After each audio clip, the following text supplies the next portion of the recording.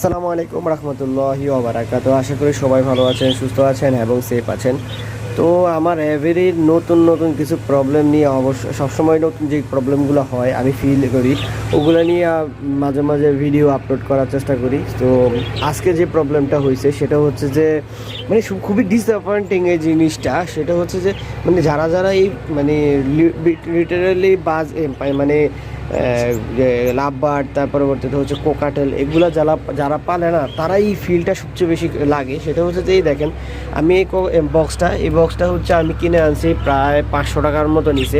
But এই বক্সটা যেটা হয়েছে সেটা হচ্ছে যে ভিতরে পাখি নেস্টিং করছে, সুন্দরভাবে নেস্টিং করেছে এবং আমি দেখছি যে ডিমের প্রস্তুতি নিতেছে, ডিম দিবে। এই টাইমে এই জিনিসটা হয়েছে, এই যে দেখতে পাইতেছেন এখানে যদি দেখেন, ঠিক আছে, এই যে দেখেন এই যে আংটাটা দিয়ে আমি এই যে বক্সটা আমি ঝুলাইছি, এই আংটাটা হচ্ছে এই জায়গা দিয়ে ফেটে গেছে। এখন কি হবে সেটা হচ্ছে যে আস্তে আস্তে বক্সটা আরও এই পাশে চলে আসতেছে, এই পাশে হওয়ার কারণে এখন পাখি ওই জায়গা দিয়ে গ্যাপ হয়ে যেতেছে। এমনও হইতে পারে যে পাখি যদি কোনো কারণে ভয় পায় তাহলে হচ্ছে যে এখান দিয়ে পাখিটা বের হয়ে যেতে পারে। এরকম মানে লো কোয়ালিটির বক্স যদি হয় তাহলে একটা ব্রিডার, ঠিক আছে, তাহলে কিভাবে ব্রিড করাবে এবং কিভাবে তার পাখি নিয়ে সন্তুষ্ট থাকবে ওটাই বুঝতে পারে না।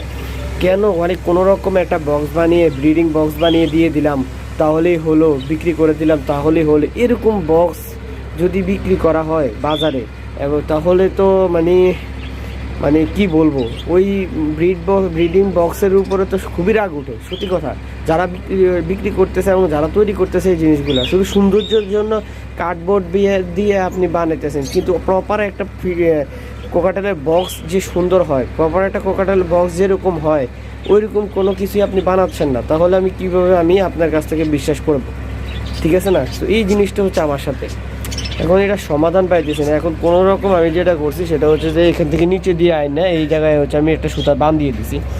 সো বাঁধ দেওয়ার কারণে হয়তো এই জিনিসটা স্টেবল থাকবে।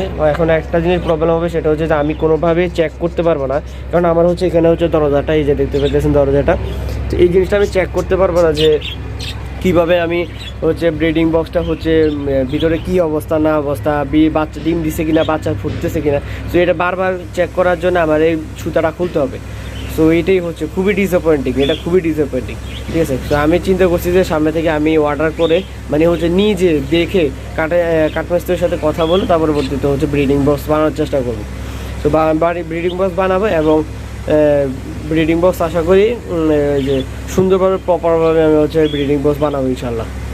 এইভাবে হয় না, এইভাবে যদি হয় তাহলে তো হচ্ছে পাখি পালাটা খুবই মুশকিল হয়ে যাবে। কারণ হচ্ছে এত কষ্ট করে এত ওষুধ খাওয়ায় যদি যে পাখিকে ব্রিডে দেওয়ার পরে যদি এরকম একটা সিচুয়েশনে পড়া লাগে তাহলে তো খুবই খারাপ লাগতেছে।